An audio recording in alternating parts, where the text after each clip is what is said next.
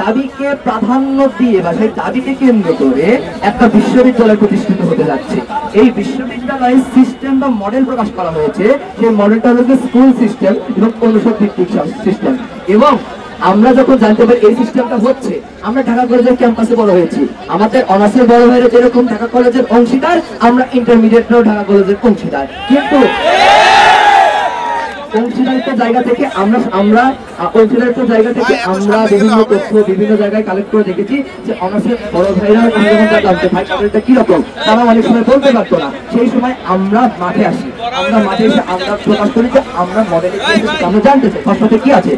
এই যে খসড়াতে কি আছে এই যে আমরা জানতে চাই, এই জানার উদ্দেশ্যে আমরা হচ্ছে যে দাবি জানাই আমাদের কর্তৃপক্ষের কাছে। কর্তৃপক্ষ ইউজিসির কাছে আমাদের নিয়ে যায়, ইউজিসি থেকে আমরা আলোচনা করি, পরামর্শ করি এবং সেখানে আমরা সকল আলাপ পরামর্শ আশ্বস্ত করে। কিন্তু আমরা বলি আলোচনা তো হয়নি এবং কোনো একটা অর্ডার জারি করলে খসড়াটা প্রকাশ করতে হয়, সকল মতামত হয়।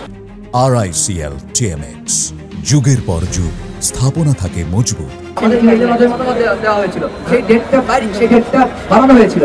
ডেটটা বাড়ানোর পরবর্তীতে 9 তারিখে শেষ হয়। 9 তারিখে শিক্ষা মন্ত্রণালয় থেকে ঘোষণা দেওয়া হয় যে সকল অংশীদারের মতামতটা আমরা পর্যালোচনা শিক্ষাবিদদের নিয়ে গবেষণা করব এবং গবেষণার পর আমরা এই অধ্যাদেশ সংশোধন পর্যন্ত জারি করব। কিন্তু গতকাল আমরা বলছি দেখেন এই মডেলে হচ্ছে আমাদের অসুবিধা আছে।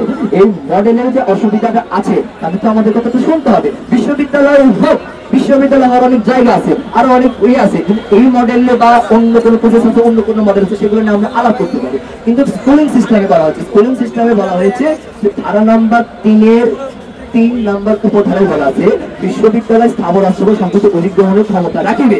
এই যে ধারা নাম্বার 3 ক্ষমতা রাখিবে, এখন বলা হচ্ছে যে এটা বিশ্ববিদ্যালয় অন্য কোথাও জায়গা কিনবে। দেখেন বিশ্ববিদ্যালয় যদি অন্য কোথাও জায়গা যদি কেনে, ঢাকা কলেজের যে 5টা অনুষদ করা হচ্ছে সেই অনুষদটা ঢাকা কলেজের ক্যাম্পাসে করা হবে, তাই না? ঢাকা কলেজের ক্যাম্পাসে যেহেতু করা হবে, যেহেতু ঢাকা কলেজের জমি ব্যবহার করবে, তারা বলছে ঢাকা কলেজের মানে যুক্তির খাতিরে অনেকে বলতেছে যে জমি নাকি অধিগ্রহণ করবে না। এখন আমরা অধিগ্রহণ করবো, যদি অধিগ্রহণ যদি নাও যদি করে, একটা অনুষদের জন্য জায়গা প্রয়োজন মিনিমাম 1.5 থেকে 2 একর।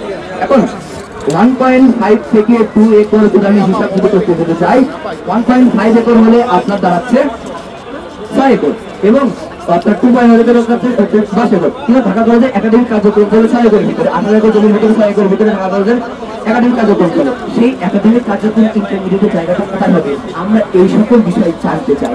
এবং পাশাপাশি আমরা কালকে সায়েন্স ল্যাবে একটা সমাবেশ করে মিছিল করে অবগত করে যেটাই করি, তার মাধ্যমে কালকে আমাদেরকে জানানো হয় যে প্রেস বিজ্ঞপ্তি দেওয়া হয় যে সকল মতামত বিশ্লেষণ পর্যালোচনা করে আমাদের এর সাথে বলবে, আমাদের হচ্ছে সাথে বলবে, আমাদের শিক্ষার্থীর সাথে শিক্ষকদের বসে দেবে।